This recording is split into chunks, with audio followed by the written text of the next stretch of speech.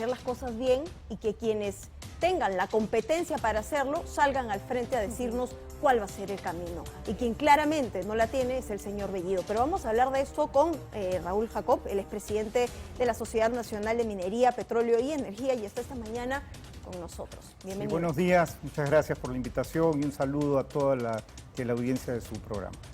Bueno, cuéntenos, ¿cómo es que se podrían hacer las cosas bien? Porque efectivamente uno podría pensar que hay una contradicción, ¿no?, respecto a lo que había dicho el presidente Castillo en el exterior, pero si uno analiza el fondo de las declaraciones tanto del señor Castillo, de la ministra Boluarte también, del ministro de Energía y Minas y del mismo Premier, por supuesto, hay una línea, ¿no? Parece que esa es la política del gobierno, ¿no? De alguna manera recuperar, renegociar, cambiar las condiciones del contrato.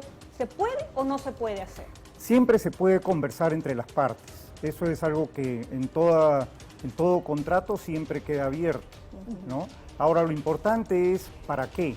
Y ahí es donde nosotros discrepamos con lo señalado por el primer ministro, porque para nosotros lo que se indica es que se deben de recuperar los recursos del gas de camisea para todos los peruanos, y en realidad el gas de camisea ya es de todos los peruanos. Los peruanos reciben más del 60% del valor de las ventas como ingresos para el Estado. En fin, el gas natural se usa para generar casi 40% de la energía eléctrica que se consume en el país. La tarifa de energía sería como un 60% más cara, la luz costaría 60% más si es que no tuviéramos el gas como uno de los elementos para la generación. Entonces, en realidad ya hay una serie de beneficios, y la pregunta más que a ver cómo hacemos para quedarnos en vez del 65%, que es lo que puede ser ahora, con el 100% de los ingresos, discutir cómo hacemos para que esto llegue a más peruanos, cómo hacemos para que el gas natural se masifique. Ahora, esto me parece importante, la discusión de cómo masificar, pero parece que aquí la discusión es asumir un modelo que es el bolivariano. Entonces, tomarlo como reflejo frente a nuestro escenario. Partiendo de eso, ¿no? Hay que partir y decir las cosas.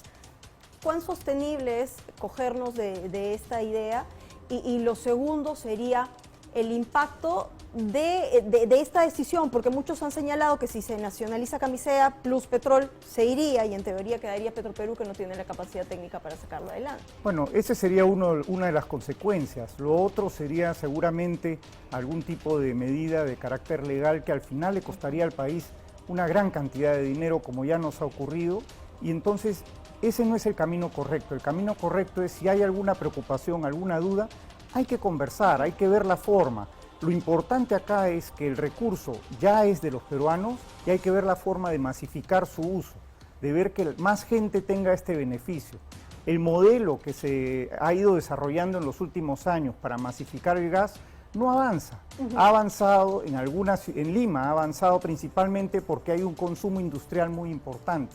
Eso ha permitido que se tiendan ductos y se entregue gas natural a más o menos 1.200.000 familias. Entonces, el asunto no pasa por que el Estado asuma la explotación del recurso, sino ver la manera en que éste llegue. Y justo estábamos hablando más temprano con nuestro colega de Cusco, ¿no?, que nos explicaba la realidad de la zona de explotación, ¿no?, de Charati, de esta zona en la Convención, en donde ellos tienen que comprar el gas licuado de petróleo carísimo, ¿no?, con todas las complicaciones que esto implica para el traslado, porque ellos no pueden disfrutar del gas que se saca de su propia tierra. Entonces, ¿qué es lo que se tendría que hacer para que los vecinos de Camisea puedan también beneficiarse de un gas barato? Sí, hay que poner el énfasis en el uso de los recursos del gas. Yo creo que hay que hacer ahí una importante reforma. Eso sería de gran impacto para el país, que permita justamente que no se den estas situaciones tan absurdas como lo que estamos comentando, ¿no? El gas, el balón de gas más caro en el lugar donde se produce respecto, por ejemplo, a un mercado grande como puede ser Lima, ¿no? Y sí quisiera hacer un comentario sobre el valor del balón de gas.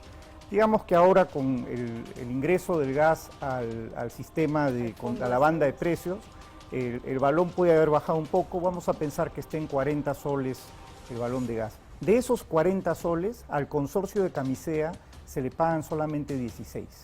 El resto son ingresos para el Estado y son los gastos propios del manejo de los balones, como el transporte, el relleno, etcétera, ¿no? Entonces, como se ve, no es un problema de la compañía, digamos, extrayendo excedentes y nada más, sino que hay un problema con el modelo que se desarrolló, repito, a comienzos de este siglo, ¿no?, para masificar el gas, que debemos de pensar en una forma mejor de aprovecharlo. Y para eso se necesita que la compañía y los que saben del tema se sienten a conversar junto con las autoridades y encontremos todos una solución que permita aprovechar mejor el gas natural. Las reservas de gas para consumo interno dan como para 30 años de consumo al nivel actual de consumo. En realidad deberíamos de tratar de que este consumo aumente y se masifique, ¿no? Y para eso lo que hay que hacer es llamar a los expertos, tener buenas conversaciones en el sentido en positivo. A ver, vamos a buscar cómo solucionamos un problema importante para los peruanos, energía barata. Ahora, me quedo con esto que usted acaba de señalar. Hablemos solo de recursos del gas. Mucho se ha dicho en las últimas horas hablar de recursos estratégicos. Y aquí quisiéramos también que se pueda hacer una diferenciación y ser claro sobre cuál es la idea de apuntar a recursos precisamente estratégicos. ¿De qué va esto? Bueno, para nosotros son recursos de todo el país. Hay que ver la manera de aprovecharlos de la forma óptima. Muchas veces el Estado quiere administrar los recursos y en realidad ya tenemos una experiencia del pasado en la cual el Estado quiso administrar una gran cantidad de actividades económicas y francamente fue un desastre. Acabamos con hiperinflación, con grandes problemas sociales, con grandes problemas de nutrición y de salud para la población del país, ¿no? Entonces, nosotros no queremos regresar a esto, queremos seguir trabajando todos juntos para que el país salga adelante. Se trata de un negocio con muchos riesgos, ¿no? Y un Estado de repente no está en la capacidad de asumir todos estos riesgos que un privado sí los podría asumir. Por supuesto, por supuesto. En el caso de la industria petrolera, el gas es parte de esto, de la industria de hidrocarburos, sí. Hay un gasto para encontrar los pozos donde hay gas, donde hay petróleo, inmenso. O sea, el porcentaje de falla es muy alto y cada pozo cuesta una gran cantidad de dinero.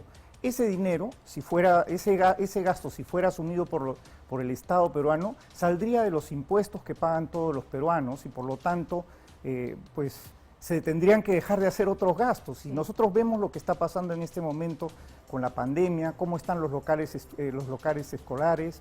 Hay un montón de necesidades y un poco hay que enfocar los esfuerzos en solucionar esos problemas y más bien dejar que quienes pueden aportar con sus negocios, con más impuestos, con más puestos de trabajo, que es el sector privado, lo sigan haciendo, ¿no?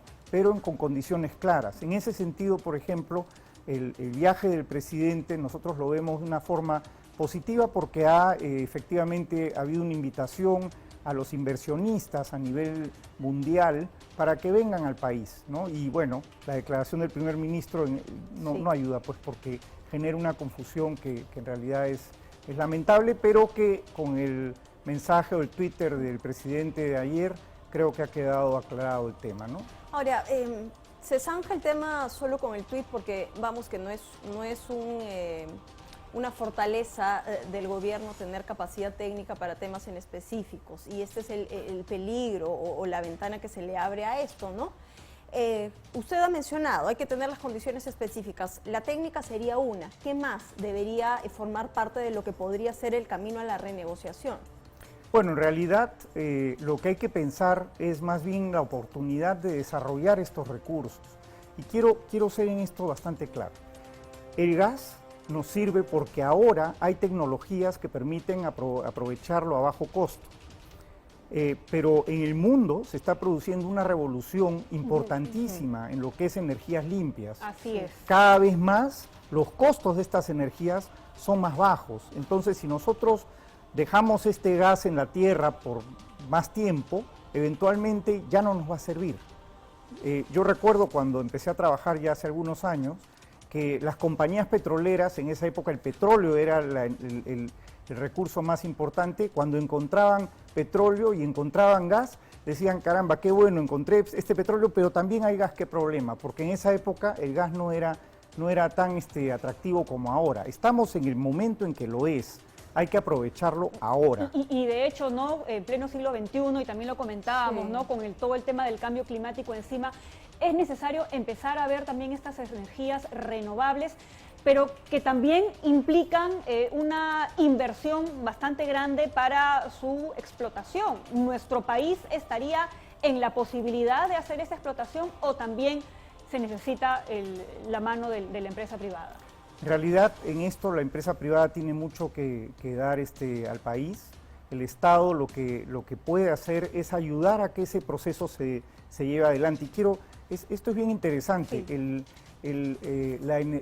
Los metales que se consumen para las energías limpias son metales que el Perú produce. Entonces tenemos una gran oportunidad de aportar a esta revolución de cambio contra el cambio climático a través de la producción de metales del Perú. El cobre, por ejemplo, se usa 4 veces más cobre en un carro eléctrico que en un carro con motor a combustión normal, digamos, que usamos en el Perú. Y yo creo que ahí hay un espacio muy grande, no solo en cobre, sino también en otros metales. La plata también es utilizada para los paneles solares junto con el cobre. Entonces, ahí hay una gran oportunidad en la cual el Perú, si hace bien las cosas, se va a beneficiar. Sí, solo para cerrar esta conversación, ¿cuánto nos costaría nacionalizar Camisea? Porque finalmente el costo lo vamos a pagar todos los peruanos. Bueno, en primer lugar tendría que aprobarse una ley en el Congreso. En segundo lugar tendría que valorizarse esa inversión, que es una inversión inmensa. No tengo la cifra a la mano, pero está sin duda en las decenas de miles de millones de dólares. Y eso incluiría indemnizar a las empresas, ¿no? Por el hecho de Claro, haber el terminado lucro un cesante. contrato antes de De tiempo. manera ¿no? abrupta, Sí. así es. Entonces, lo mejor es buscar la forma de solucionar algunos temas, mirar hacia adelante, no mirar necesariamente a estos cantos de sirena que en realidad no nos llevan a ningún sitio. Bien. Bueno, hacer el llamado, ¿no?, a quienes tengan la competencia para hacerlo, a que se haga de la manera correcta, dentro del margen de la ley y técnicamente, que es lo que todos queremos. Gracias, De señora. acuerdo. Gracias, Muchísimas gracias. Por